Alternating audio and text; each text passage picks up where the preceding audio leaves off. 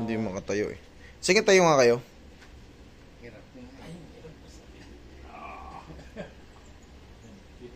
Nung una to, hindi ako makaupo talaga, master. Sobrang sakit. Tapos ngayon, dito na yung ano. Saan ang sobrang sakit? Dito. Sa muscle. Sa muscle, hindi umaabot sa balakang? Dito? Oo, wala. Wala eh. Ngalay ito kasi... Baka naman paghatak mo ng motor mo, uminit na dyan. May naramdaman ka parang nangalay dyan. Baka na hyperextend yung mga ano mo, o kaya na hamstring. Yung likod Pero, nung... ang ano ko kasi doon, parang ganyan kasi nangyari. Nakapatingkayad ka. Ako. Kaya Tapos? sobrang... ano pala, master, yung motor ko, nasira yung sa preno, kaya dikit na dikit. Yung pinersa ko pa rin, siyempre... Baka napatidan ka ng muscle yung mga tinatawag nating mga soft tissue. Pero ako talaga, master, meron akong history ng osteoarthritis. Osteoarthritis. Oo, osteoarthritis. Sige, pasok rito. Napupunta na dito sa may... Saan? Yung alay ko sa balakang ko kasi yung Puwersa. Yung puwersa. Hindi mo kaya. Na-damage na siya. Pero kung sabihin mo na apektado siya, dito, master, ang simula. Diyan. Yan. Yes. Tapos, nung isang araw to, wala pa to dito. Ngayon bumaba dito. Ba dyan? Oo. Pero saan nagsimula talaga dito? Hindi ako makaupo, master eh. Sa puwet? Dito? Sa puwet. Okay.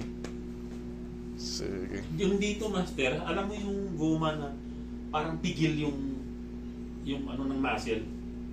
Parang spasm na pero hindi ko may Hindi mo master. Huwag mo nang pilitin. Lalong maano yan eh. Kung may kasi pinilit mo yung nakapakat na preno, siyempre umiidad-idad tayo. Baka yung soft tissue mo, yung mga tendons mo niyan, possible na baka na partial tear. Kasi pag na-damage yung tendons mo, apektado yung muscle. Ito yung tinuturo mo kasi, puro muscle yan, walang joint yan. Puro muscle yan dyan.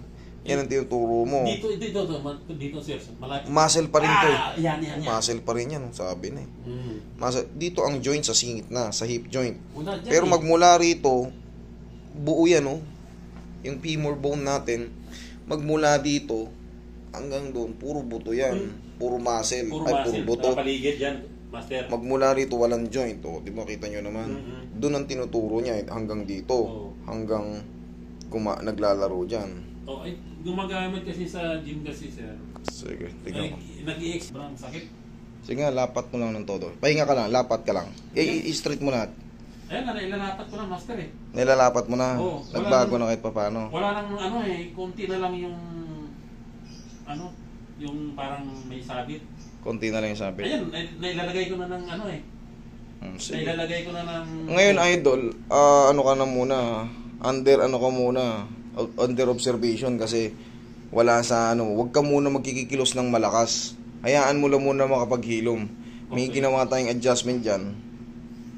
Hayaan mo lang muna 4 to 5 days. Tapos tsaka pagka 4 to 5 days, within 4 to 5 days, kumbaga hindi siya o kaya yung humina na yan, na natiling ganyan lang, hindi po pwede. Magpaano ka na, magpa-check up ka pa. Pero kung 4 to 5 days, konting-konti na lang nakakalakad na ako.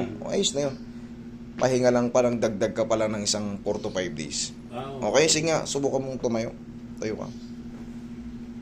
Tagilid ka pa, huwag kang tumayong pa ganyan. Yan, tukod mo yung sigaw, baba mo yung paa mo. Yan ang tamang pagtayo. Masakit dito to, diba? Sige, tukod mo yung sigaw mo. Yan, ganyan ang tamang pagtayo. Huwag ka sa balakang. Kasi baka, mahirap kasi pag sa balakang naman ang nadali. Yari ka. Okay. Sige. Kaya nangala yung ko, master. Siyempre, yung penetration. Nagkaroon ng tension yung balakang ko, kaya sumakit yung likod. Sige nga, try mo nga, ayan, umupo ka nang munang maayos. Ayan. Hindi ko kayang iupo to eh. Ngayon. Ganyan, no? Ngayon. May pa rin, kasi siyempre, sariwa pa. Pero, kaya ko nang umupo. Kahit di na ito kalambot, di ko kaya nang umupo sir, ng gano'n. Tatayo ako. Grabe, iuunat ko pa. Okay. Ayan, okay na. Okay na yan. Konting tiis-tiis na lang. Ay, mga kapawis. Salamat, master. Sige. Kung may problema kayo, mga kapawis, Tandaan nyo, Master 3M. Sige, pagaling ka, solid. bossing. Okay. Magaling yan, magaling yan. Thank you po.